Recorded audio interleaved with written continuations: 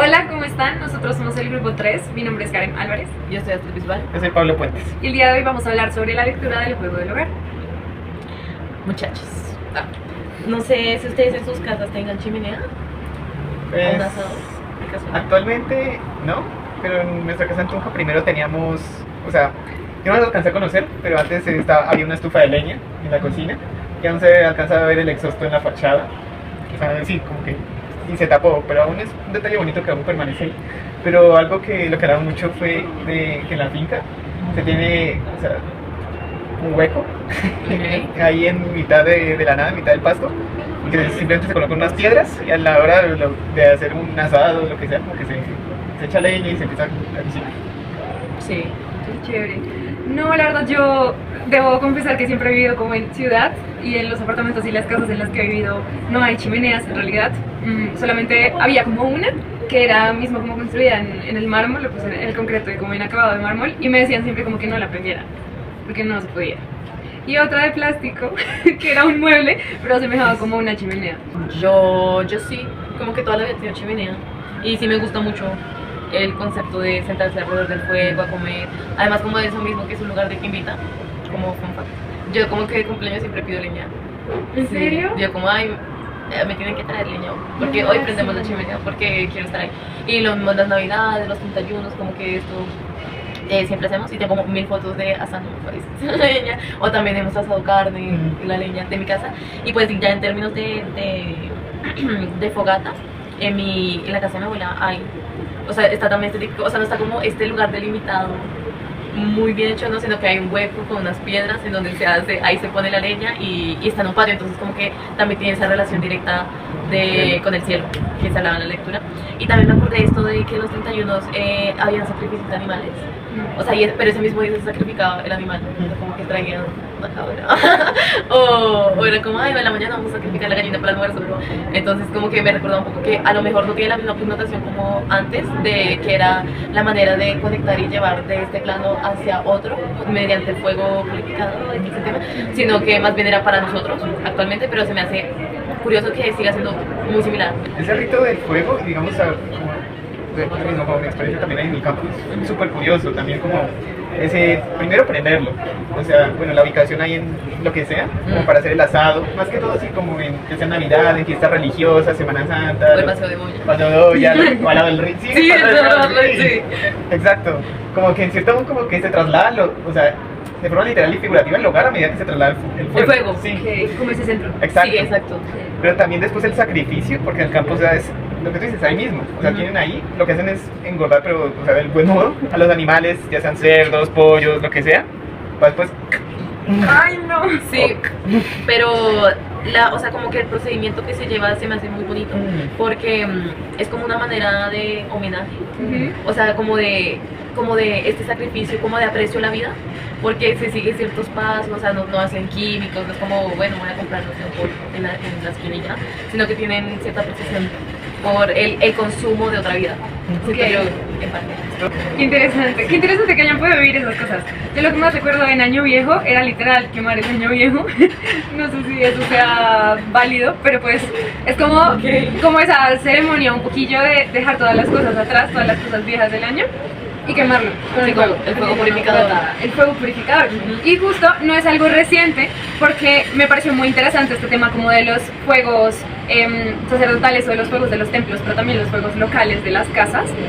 Y vi una ceremonia que se llama la ceremonia del fuego nuevo, que se hacía en México por allá en los años 1000 hasta 1500, y lo que sucedía era que ellos tenían que despojarse cada tanto tiempo, cada 52 años, de lo viejo. Entonces lo que hacían era volver a encontrarse con sus dioses y a reconciliarse con los dioses y con las divinidades para que los dejaran seguir viviendo y para que el tiempo no se acabara. Y era todo un rito porque el sacerdote iba, subía, en Iztapalapa hay como un monte, y él subía ya a ese monte de la estrella, y cuando la Pléyade estaba como en el cenit, empezaban a prender el fuego y lo empezaban a avivar, hacían un sacrificio y pues empezaban a llevar como las antorchas para que las personas que veían desde las azoteas de las casas ese monte y lo que estaba pasando en el monte, luego salieran y empezaran a prender el fuego y empezaran a quemar todo. Tanto los elementos de culto que hacían de conexión con los dioses como lo profano, como las cosas de ellos, del hogar y del habitar, hasta la estera en la que dormían, o sea, absolutamente todo se quemaba y era un nuevo inicio. Y también a las mujeres embarazadas, por ejemplo, les ponían máscaras, y a los niños, porque se decía que si esas divinidades bajaban y los encontraban de repente, se podían convertir en esos mismos seres que se comieran a la humanidad. Una historia un poco personal, pero bueno, pues digamos, en esa misma hoguera, la que les digo en la finca, pues tras fallecer mi papá, pues mi mamá quería, lo mismo, escoger muchas cosas viejas, de recuerdos, pues también de todo el tema de la pérdida. Y más que todo ahí, o sea, sé que obviamente no es el mismo sacrificio que digamos con todos los rituales que tienen esas culturas, pero me acuerdo mucho ese de dejar atrás. Mi mamá cogió todos los papeles médicos de mi papá y los quemó. Qué fuerte. Pero pone que fuesen, o sea, resmas de papel, un montón. Como que ella, en ese mismo fuego, en donde se hacen los asados y eso, como que lo cogió también para eso, como para pasar la página, en cierto modo. Sí, creo que ese fuego también ayuda a sentirnos más liberados. Yo también a veces hago eso, como, porque la ceniza es como eso que queda, eso que hace parte de la tierra, pero que ya, o sea, como que ya se despoja de esta forma en la que materialmente está aquí en la tierra y ya, o sea, como que el humo se va para arriba, la tierra vuelve al suelo, y es como un fin. Sí. Y recordando un poco esto de tener como un espacio en la tierra, me acordé de las casas tradicionales japonesas, las que son de pueblo, o sea, las que son antiguas, en donde tenían este salón vacío, que tenían un nivel distinto, que estaban relacionadas con la sala del té, donde tenían este espacio donde el fuego era supremamente importante. Muchas veces hasta pasaba esto de que cocinaban ahí, como lo que hablamos de la lectura, que como que el comedor y la cocina eran uno solo. Entonces están estas salas en donde está directamente en el piso como la fogata.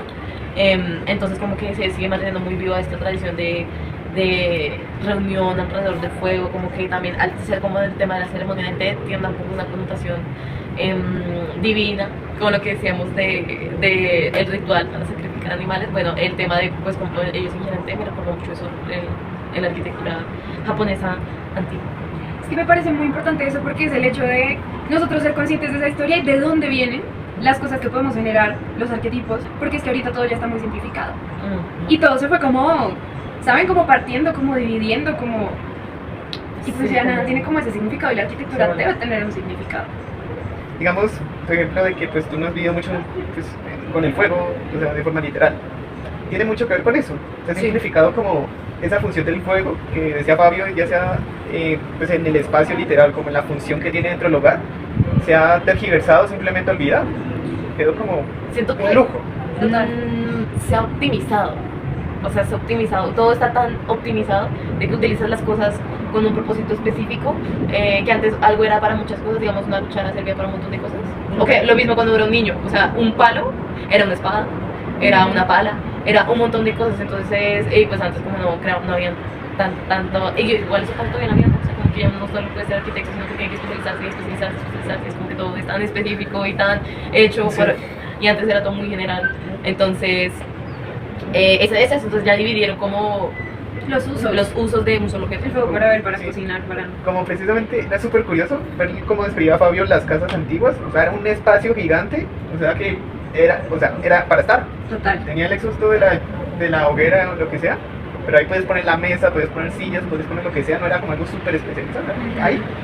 Y eso me recuerda cómo se construyen las casas. No sé si tus abuelos en la autoconstrucción, digamos, la casa de mis abuelos fue autoconstruida, que se compraron ahí un lote a 200 pesos el lote. 200 pesos. 200 pesos. Solo que valiera la construcción.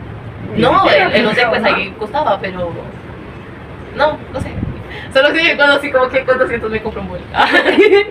Sí, a mí me impresiona el tema de los muros. Porque es lo que vemos que se puso un muro, entonces se dividió la cocina, se dividió el hacer del comer con la comida. No, ni siquiera, El yo bienestar. pregunté porque yo le dije, mami, pues está pasando muy raro, o sea, como que se ve todo extraño.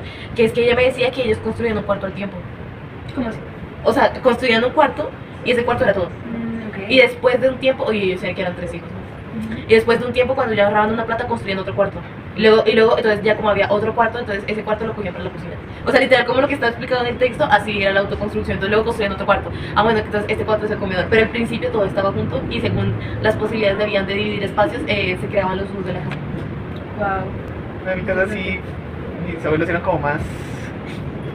¿Estrictos? Sí, de hecho, sí, esa casa tiene muchas fallas, entre ellas que la cocina está encerrada. Oh, por Dios. Por todas las ¿Cómo va- sale la ventilación? Ah, no, o sea, obviamente tiene, o sea, tiene fachada, o sea, encerrada de paredes. Ah, ya te entiendo. Pues también por temas, tú sabes, temas sociales de que antes, o sea, en el siglo XX era como, bueno, encerrar a la mujer en la cocina, literal y figurativamente. Entonces, sí.